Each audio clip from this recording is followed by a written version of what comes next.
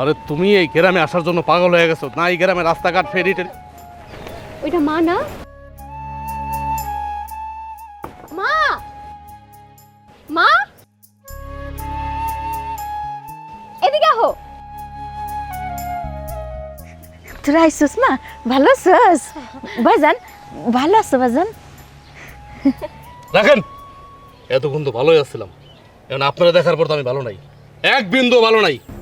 আপনি যে আপনার নোংরা হাত দিয়ে আমার ব্লেজারে হাত দিলেন, আমার ব্লেজারটা তো নষ্ট করা ফেলাইছেন। আর শাশুড়ি আম্মা, আপনারা তখন আমার শাশুড়ি আম্মা কইতে লজ্জা করতেছে, অনেক লজ্জা করতেছে আমার। আপনি শেষ পর্যন্ত কৃষি কাজ করেন? ছি ছি ছি ছি ছি ছি। আপনি তো আমার মান সম্মান সব শেষ করে দিছেন, সব শেষ করে দিছেন। আমার মান সম্মান পুরো ধুলায় মিশাই দিছেন। আচ্ছা, আপনি যখন শহরে আমার বাড়িতে যান তখন তো খুব ভালো কাপড় চোপড় পরে যান, আর আপনি এই গ্রামে এসে আপনি যখন গ্রামে থাকেন তখন এই কাজগুলো করেন না, এই কৃষি কাজ করেন। হায় হায়, এটা আমি কি দেখলাম, আমি কি দেখলাম এটা? আচ্ছা, আমার শ্বশুর যখন জীবিত ছিল তখন তো আপনি ভালোই ছিলেন, এখন হুটহাট করে আপনার ভিতরে এত পরিবর্তন। আপনি একজন কৃষক। এই, তুমি তো জানতা তোমার মা খেতে খামারে কাজ করে, তাহলে জেনে শুনেও তুমি আমাকে এখানে কেন নিয়ে আসছো, গ্রামে কেন নিয়ে আসছো? তুমি নিয়ে আসছো ভালো কথা, তুমি তো তোমার মাকে ফোন করে বলবা যে মা, তোমার জামাইকে আমি নিয়ে আসতেছি, তুমি কিন্তু দয়া করে ক্ষেতের মধ্যে যাও না কৃষি কাজ করতে, সে কিন্তু সহ্য করতে পারবে না। আচ্ছা শুনো না, বাড়িতে আসছো, একটু একটু চুপ থাকো না। প্রথম দিনে কেউ এগুলো কয়?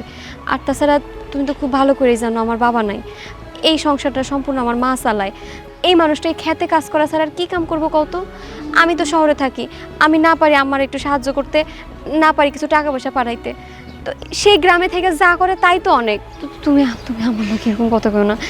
তুমি আমার একটু সালাম দাও না। আমি সালাম দেবো তোমার মায়েরে? আর তুমি কি বললা তুমি টাকা পয়সাতে হেল্প করতে পারো না?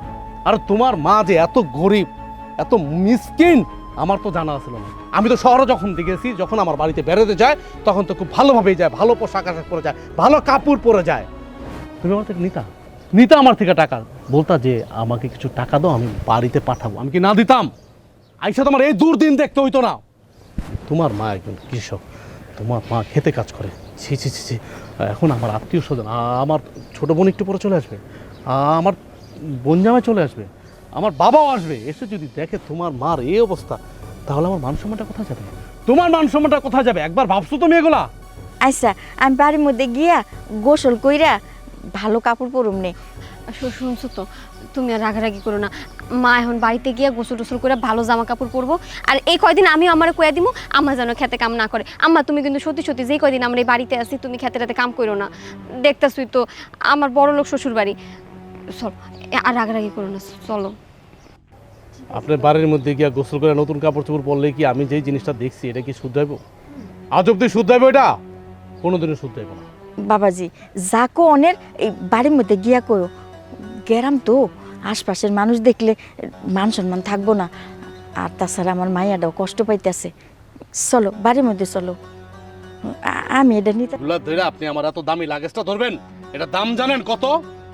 আপনার এই বেচলে এটার দাম হবে না। চলেন।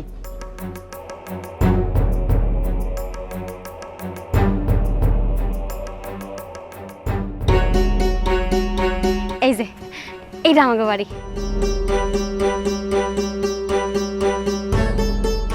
এটা তোমাদের বাড়ি? এই বাড়িতে কি মানুষ থাকে? মানুষ থাকে এই বাড়িতে? হ, এই বাড়িতে তো আমি থাকি, আমিও তো মানুষ। আম্মা থাকতে পারতাছে, আমিও থাকতে পারবো, তুমিও থাকতে পারবা। আপনি মানুষ হলে আপনি এই বাড়িতে থাকতে পারেন? আমার তো মনে হয় না আপনি মানুষ, আমার তো সন্দেহ আছে আপনারা নিয়ে। আচ্ছা, ভালো কথা, আমি তোমারও জিজ্ঞেস করতেছি, তুমি জানো তোমার বাড়ি ঘরের অবস্থা এমন, তোমার মা খেতে কৃষি কাজ করে, তুমি আসার আগে একবার বলার প্রয়োজন মনে করো না তোমার মায়ের যে মা, আমি তোমার কোটিপতি জামাই নিয়ে আসতেছি, তুমি একটু ভালোভাবে থাইকো, অ্যাটলিস্ট যাই হোক তুমি খেতে কাজ করতে যাইও না, আর বাড়ি ঘরটা একটু ঠিকঠাক কইরো। বলতে পারতা না? বলতে পারতা কি না? কেন বলো নাই তুমি? কেন বলো নাই? এইটা তুমি কি কইলা? হ্যাঁ, এটা তুমি কি কইলা? আমার বাবা মারা যাওয়ার পর থেকে পুরো সংসারটা তো আমার মাই চালায়, এই কথাটা তো তোমার আমি একটু আগেও কইলাম। এই লেকচার দিবি না, একদম লেকচার দিবি না। তোর বাড়ির ঘরের অবস্থা এত জঘন্য, তাই তুই আমার এই বাড়িতে নিয়ে আসছত কেন? এই গ্রামে কেন নিয়ে আসছত? তোর মার রূপ দেখাইতে নিয়ে আসছত। আর তোর মা এমন কোনো রূপসী না যে তোর মার রূপ দেখে আমি পাগল হয়ে যাবো। এই খবরদার, একদম উল্টো পাল্টা কথা কবা না। আর আমার মানে নিয়ে এত উল্টো পাল্টা কথা হইতেছে কেন? হ্যাঁ, আমরা এখানে থাকবোই বা কয়দিন? 2-4 দিন থাকবো, থাকে তো চলেই যাবো। তো কষ্ট করে থাকলে কি এমন হইব? কষ্ট করে থাকবো? আমি কষ্ট করে থাকবো? এই তুই আমার সাথে সংসার করস না? তুই জানোস না আমি কিভাবে থাকি, আমার চলাফেরা কেমন? আমি এই বাড়িতে থাকবো? ইম্পসিবল। এই বাড়িতে আমার এক মুহূর্ত টিকবে না, আমি এক মুহূর্ত থাকতে পারবো না। আমার কষ্ট শুধু একটা জায়গায়, যে তুই আমার সাথে চিটারি করছ, তুই আমার সাথে গেমস খেলছ। আচ্ছা, তোর মার যখন এতই দেখার শোক তোর মায়েরে, তো তুই একা আতি, তুই কেন আমারে নিয়ে আসলি? আবার আমারে নিয়ে আসত ভালো কথা, তুই কি করছ?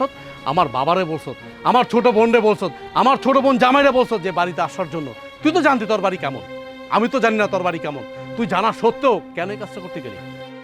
আমি বুঝে গেছি আমার মান সম্মান মারতে চাস তুই না, আমার মান সম্মান মারতে চাস।